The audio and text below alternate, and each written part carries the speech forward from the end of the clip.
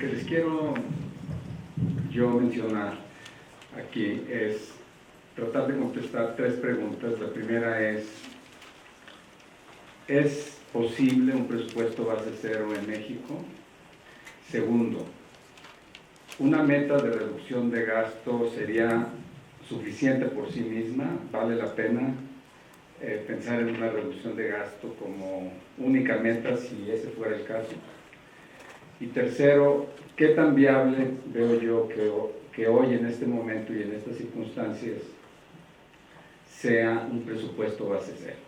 Entonces, una disculpa por lo borroso, pero yo estaba de viaje cuando me llegó la invitación y entonces lo que he hecho es simplemente tratar de poner los datos que me parece que les van a servir a ustedes para tomar perspectiva. Lo que presentó el doctor Jorge Chávez Presa está muy en línea con lo que yo tengo, así que no voy a repetir, pero sí quisiera enfatizar dos o tres cosas que son direccionales. Miren, el último presidente que hizo ajuste fiscal y fue forzado por las circunstancias fue el presidente Ernesto Zedillo.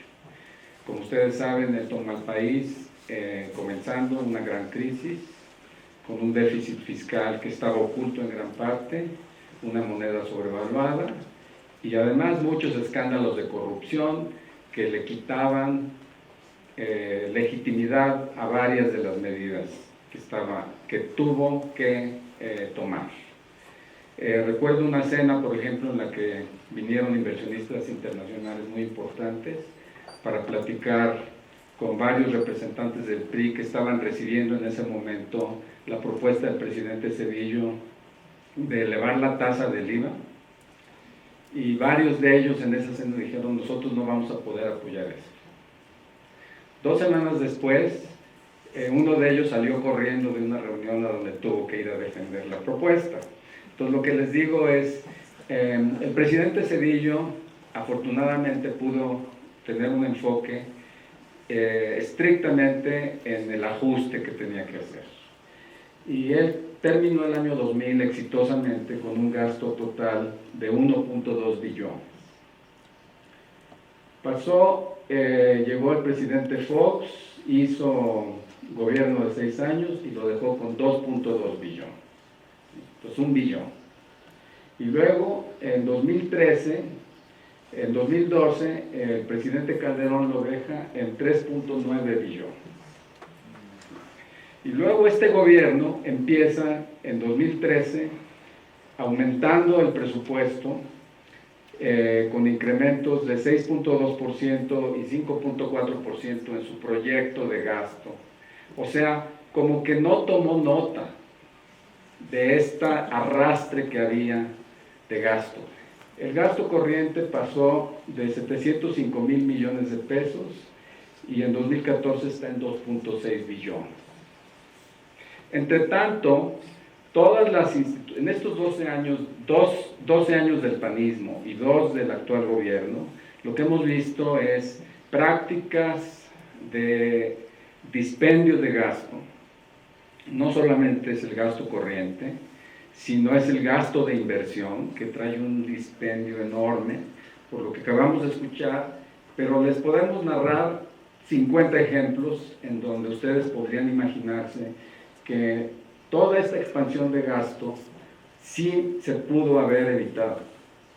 Si alguien entre el año 2000 y el año 2012 y el año 2006 hubiera tenido un enfoque realista de la situación de las finanzas públicas, porque no solamente está esa expansión de gasto, sino que por el otro lado falta inversión en Pemex.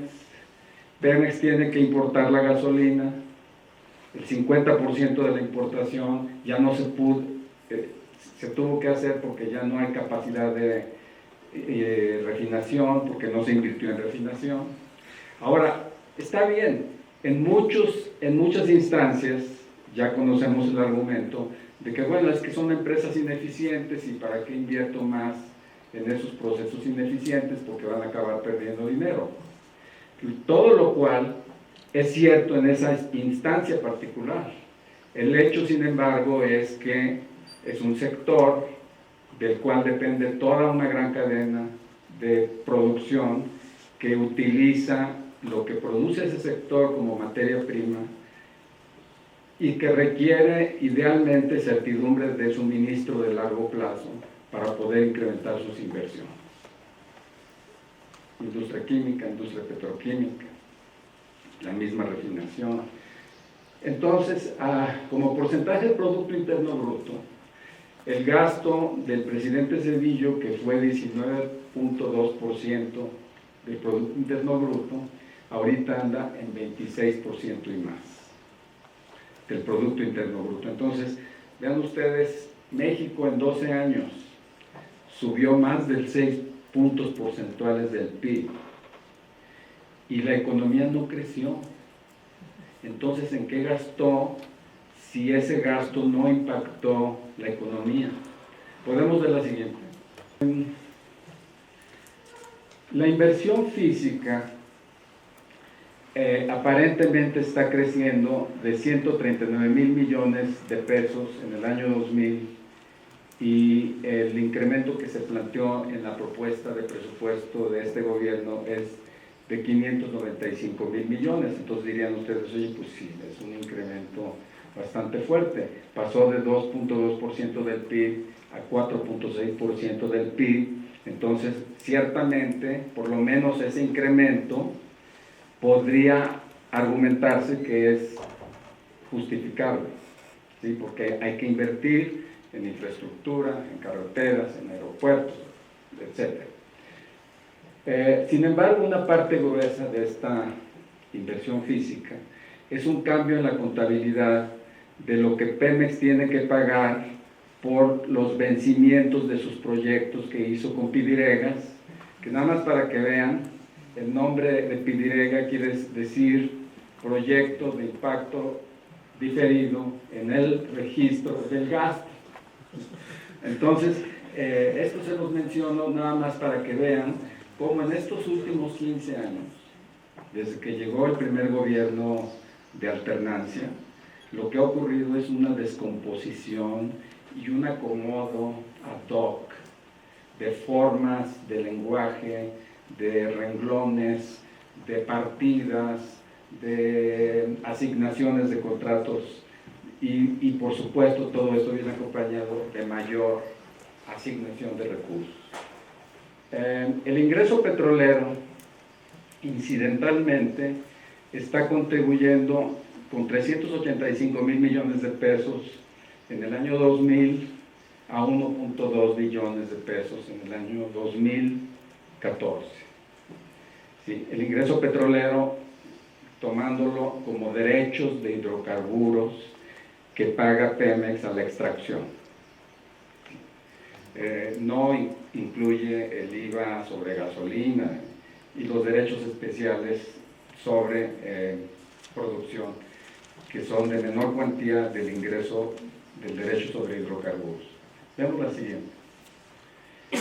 Ahora bien, en el periodo 1993-95, aquí está perdida la cifra, pero son los dos años del presidente Salinas, los dos últimos años, en donde ustedes saben, en 95 la economía cayó, en 93 creció muy poco y en 94 creció cíclicamente. Entonces simplemente son para retirarlo de la visión de los demás sexenios. El sexenio del presidente Zedillo, el PIB creció entre 96 y 2000 en 5.6%. La inversión pública bajó en 2.5% anual. La inversión total, sin embargo, creció en 10.7% anual. Y la inversión privada creció 19%. Entonces, este es un ejemplo, el único periodo en los últimos 30 años o más en donde México creció, es un periodo en el que el gobierno hizo ajuste fiscal en el año 95 y luego otro en el año 98, que es el que acaba de mencionar Jorge Chávez Presa, y sin embargo la economía no requería de ese mayor gasto, porque había un motor de inversión privada que pudo mantener el crecimiento de la inversión total. Ahora vean ustedes pues el desplome espantoso entre 2001 y 2014. La inversión total está creciendo 2.4%, ¿sí? Con todo ese gasto que les estoy diciendo. La pública está bajando. Estas son cuentas nacionales del INEGI, y la privada está creciendo 3.2%. Entonces son los 2 años del PAN, que se suponía que era un gobierno pro-business, que iba a impulsar la inversión privada, y la inversión privada está creciendo solamente 3.2%. Para que México crezca a tasas como las que oíamos hace algunos meses, del momento de México, etc., necesitaría la inversión privada estar creciendo al 15-16%. Entonces, eso es lo lejos que estamos de una situación en la que los anhelos de crecimiento o los anhelos de aprovechamiento del potencial de crecimiento del país estén empatados con una política fiscal que los soporte. Se puede, claro, con ese ingreso petrolero, con esa expansión de gastos. Bueno, pues ese gasto salió de algún lado, ¿verdad? Vemos la siguiente, por favor. Bueno, aquí el gasto siguió creciendo en 2013 y 2014. Sigue creciendo en 2015, está realmente creciendo 11.9% en términos reales, enero-marzo contra enero-marzo. ¿Sí? Eso quiere decir 16% nominal, el incremento de gasto. Y para eso entonces hicieron una reforma fiscal que le extrae recursos al sector privado para llevarlos al gobierno. Entonces, vean ustedes, ¿cuánto aumentó el ingreso tributario enero-marzo contra enero-marzo? Aumentó 180,000 millones de pesos. ¿Cuánto aumentó el gasto corriente? Aumentó 100,000 millones de pesos. De ese aumento de gasto, de estos 180,000 millones, ¿cuánto es ingreso tributario? Que sería impuestos sobre la renta, IVA y los impuestos especiales sobre producción y servicios. Esos son 100,000 millones. Y el gasto corriente aumentó 100,000 millones. Entonces, el incremento del gasto corriente succionó todo el esfuerzo de la reforma fiscal, que bajo esta perspectiva de enero-marzo contra enero-marzo, sí se podría argumentar que es una política fiscal en extremo apretada. ¿Qué quiere decir eso? Que está quitándole la política fiscal recursos al resto de la economía para llevarlos al gobierno. La historia de la reforma fiscal era: yo voy a cobrar más impuestos, pero los voy a regresar a inversión pública y a creación de empleo. Bueno, en este periodo, 2014-2015, la inversión pública ha estado cayendo en los 2 años. O sea, no se ve ese reflujo de mayor incremento de recaudación hacia mayor inversión. Sí se ve un flujo de mayor incremento de recaudación hacia mayor gasto corriente, pero no hacia mayor inversión pública. Lo cual parece ser un misterio, pero se comenta en muchos sectores que, bueno, ¿por qué no se refleja? Hay una incompatibilidad entre las cifras de cuentas nacionales, que muestran caída de inversión pública, y las cifras de Hacienda, que muestran estos incrementos de inversión. Entonces, las 3 preguntas. Primero, ¿vale la pena pensar en un presupuesto base cero con base únicamente en la reducción de gasto? 100% vale la pena, aunque no abordemos más que ese problema. ¿Por qué razón? Bueno, ¿qué país en el mundo incrementa el gasto en 2 sexenios, fincado en gran medida en ingreso petrolero, un recurso no renovable, 6 puntos del PIB. ¿Vale la pena? Bueno, claro. El que encabece lo que tiene que ser ese esfuerzo, si fuéramos a hacer un esfuerzo por 6 puntos del PIB para los próximos, pónganle 5 a 10 años, sería un héroe en México. Claro, no va a depender únicamente del presidente, va a depender de un gran pacto político. Porque ¿de qué sirve que el gobierno baje el gasto de su administración? Que sí se puede bajar, pero ya tenemos un sinnúmero de poderes. Primero está el Poder Judicial y el Poder Legislativo, que bien se despachan también, ¿no? Después están todos los órganos autónomos.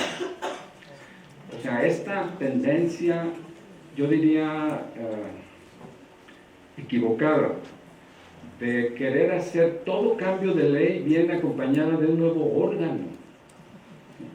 Y son órganos con burocracia, y con edificios, y con todo tipo de servicios. Es cierto lo que dice Jorge, de que, bueno, es que no todo el gasto corriente, etcétera, etcétera. Lo que pasa es que mucho de ese gasto corriente es realmente gasto inútil. Entonces, sí vale la pena. Primera respuesta. Segunda respuesta. ¿Es factible hoy, en estas condiciones, un presupuesto base cero? Cero factible. Les voy a decir por qué. Porque para un esfuerzo de tal magnitud, olvídense de 2 puntos del PIB. Los 2 puntos del PIB los vamos a necesitar como vamos ya dentro de un año. No, aquí tiene que ser un esfuerzo para 5 puntos del PIB, ¿sí? Bajar el gasto corriente de 26 puntos del PIB a 20 puntos del PIB para tener esos 5 puntos o 3 de esos 5 para poderlos dedicar a inversión que no se está haciendo. Entonces, ¿es factible eso? No es factible.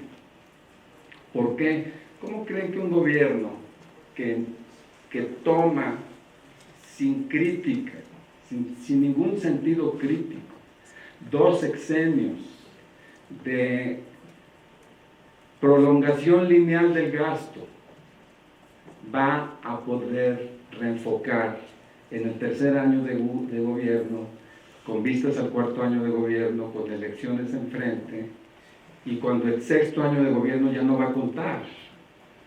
Yo no lo veo factible.